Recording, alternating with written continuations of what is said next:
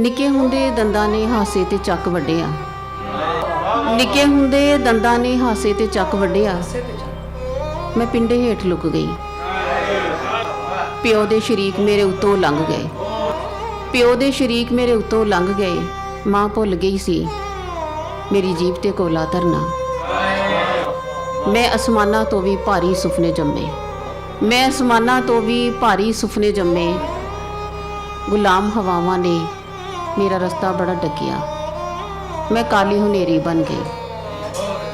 ਮਾਂ ਹੂੜ ਹੂੜ ਕੇ ਜਿੰਨਾ ਮੈਨੂੰ ਮੇਰੇ ਪਿੰਡੇ ਵਾੜਦੀ। ਮਾਂ ਹੂੜ ਹੂੜ ਕੇ ਜਿੰਨਾ ਮੈਨੂੰ ਮੇਰੇ ਪਿੰਡੇ ਵਾੜਦੀ। ਮੈਂ ਪਿਛਲ ਪੈਰੀ ਬਣ ਜਾਂਦੀ ਤੇ ਗਲੀਆਂ ਮੁਹੱਲੇ ਟੱਪਦੀ ਨੱਚਦੀ ਫਿਰਦੀ। ਇੱਕ ਦਿਨ ਸ਼ਾਮਾਂ ਨੂੰ ਮੈਂ ਪੱਕੀ ਹਾਂਡੀ ਕੋਲਿਆਂ ਤੇ ਰੋੜ ਕੇ ਆਪਣੇ ਪਿੰਡੇ ਵਿੱਚੋਂ ਨੱਸ ਪਈ। ਇੱਕ ਦਿਨ ਸ਼ਾਮਾਂ ਨੂੰ ਮੈਂ ਪੱਕੀ ਹਾਂਡੀ ਕੋਲਿਆਂ ਤੇ ਰੋੜ ਕੇ ਆਪਣੇ ਪਿੰਡੇ ਵਿੱਚੋਂ ਨੱਸ ਪਈ। ਮਾਂ ਫਿਰ ਭੁੱਲ ਗਈ ਸੀ ਮੈਨੂੰ ਸਬਰ ਚੁੰਘਾਣਾ।